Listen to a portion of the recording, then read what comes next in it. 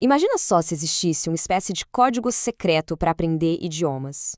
Uma ferramenta que pudesse acelerar e muito a nossa jornada para a fluência. Bom, nesta análise, baseada no trabalho da doutora Alessandra Madella, a gente vai investigar uma ideia que pode mudar totalmente a forma como se encara o aprendizado de uma nova língua. Pois é, vamos direto ao ponto. Por que é tão complicado? A gente passa anos na escola, decora listas e mais listas de palavras que depois esquece, briga com verbos irregulares, com exceções que parecem que não fazem sentido nenhum, e no fim das contas, a sensação para muita gente é que o resultado é bem limitado, né? É uma frustração super comum.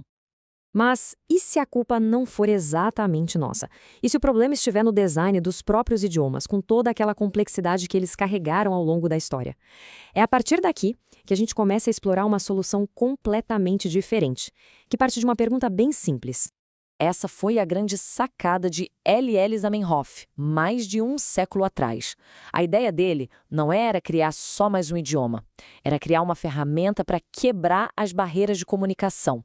Uma língua tão lógica, mas tão lógica, que o aprendizado se tornasse quase intuitivo, algo que se aprende de passagem. Tá, mas como ele conseguiu fazer isso? A genialidade do Esperanto não está exatamente no que ele tem, mas em como ele foi montado. A arquitetura da língua foi toda pensada para ser simples. Pensa num Lego. O Esperanto funciona mais ou menos assim. Em vez de ter que memorizar milhares e milhares de palavras diferentes, a gente aprende alguns bloquinhos de significado e começa a combinar eles para criar um vocabulário gigante de um jeito super lógico. Olha só este exemplo, que é super claro. Para dizer bom, temos bona. E para dizer o oposto, mal, não precisa aprender uma palavra nova, do zero. É só colocar o prefixo que indica o contrário, mal, e pronto, malbona. A lógica é imediata. E o mais legal é que esse sistema se expande de um jeito impressionante. A partir de uma única raiz, como cavalo, que significa cavalo, a gente consegue construir uma família inteira de palavras. A fêmea, o filhote, o lugar onde eles ficam, tudo é criado adicionando essas pecinhas lógicas, sem precisar decorar listas e mais listas. E aqui vem outro superpoder do Esperanto, a fonética dele é perfeita. Sabe aquelas horas que a gente passa tentando adivinhar como se pronuncia uma palavra em inglês ou francês? Então, isso simplesmente não existe em Esperanto. Cada letra tem um único som, sempre. O que você lê é exatamente o que você fala. Isso por si só já derruba uma das maiores barreiras do aprendizado. Ok, a língua é fácil de aprender, é lógica. Mas a parte realmente revolucionária, o que faz dela um verdadeiro cheat code, vem agora. Toda essa simplicidade não é só um fim em si mesma. Ela funciona, na verdade, como um trampolim para aprender outros idiomas. E olha, isso não é achismo não, é algo que tem sido medido e comprovado por quase um século de pesquisas no mundo todo. O nome técnico para isso é valor propedêutico. A ideia é simples, aprender Esperanto primeiro dá uma vantagem competitiva enorme para aprender qualquer outra língua depois.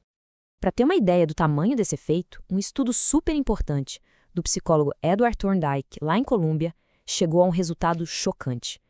Ele viu que estudantes precisavam de 100 horas para chegar num certo nível de francês ou alemão. Com o Esperanto, eles chegavam num nível até superior em só 20 horas. É um ganho de eficiência de 5 vezes. E os experimentos na Alemanha, na Universidade de Paderborn, confirmaram isso de um jeito bem rigoroso.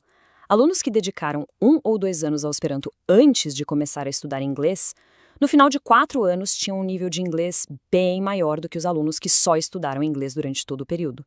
Parece meio contraintuitivo, né? Mas os dados são claros. Fazer esse desvio pelo Esperanto, na verdade, acelera a chegada ao destino final. Bom, só o fato de acelerar o aprendizado de outras línguas já seria incrível. Mas a história não acaba aqui. Acontece que a própria estrutura do Esperanto parece que funciona como uma espécie de academia para o cérebro, trazendo benefícios cognitivos que a gente nem esperava. Mas por que isso acontece? O que tem no design dessa língua que parece que destrava a nossa capacidade de aprender? A resposta para isso é fascinante, principalmente para quem sempre achou que não leva jeito para idiomas. Para quem tem dislexia, por exemplo, um idioma como o inglês pode ser um campo minado cheio de inconsistências. O Esperanto simplesmente remove essas barreiras. A fonética perfeita, as regras sem exceção, tudo isso diminui a carga cognitiva e permite que o foco seja na comunicação, o que ajuda a construir uma confiança que muitas vezes foi abalada em outras tentativas. E tem um efeito colateral muito curioso. Ao aprender um sistema gramatical tão transparente, Muita gente diz que passou a entender melhor a gramática da sua própria língua. É como se a pessoa visse o código-fonte de um idioma pela primeira vez e, de repente, até as regras mais confusas do português começam a fazer mais sentido. Certo, tudo isso é impressionante. Mas estamos falando de uma língua criada no século XIX. Qual é o lugar dela hoje? Na era da internet, da globalização? Ainda faz sentido?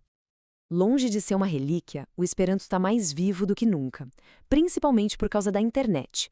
São milhões de aprendizes em plataformas como Duolingo, existe uma comunidade global super vibrante que usa a língua para viajar, para se conectar e até programas universitários sérios. A era digital deu um fôlego totalmente novo para essa ideia. E quando a gente junta todas essas evidências, não é de surpreender que surjam afirmações bem ousadas, como essa aqui. A frase basicamente sugere que, se um objetivo é pura eficiência pedagógica, a escolha mais lógica para iniciar o aprendizado de línguas nas escolas seria, na verdade, o Esperanto. E isso tudo nos deixa com uma reflexão final. Se os dados mostram que existe um caminho que é mais rápido, mais eficiente e que ainda por cima constrói mais confiança para o multilinguismo, por que a gente continua insistindo só nos caminhos mais difíceis? A ideia de usar um idioma ponte poderia mudar não só como se aprende, mas quem tem a chance de aprender. É uma ideia, no mínimo, muito poderosa para se pensar.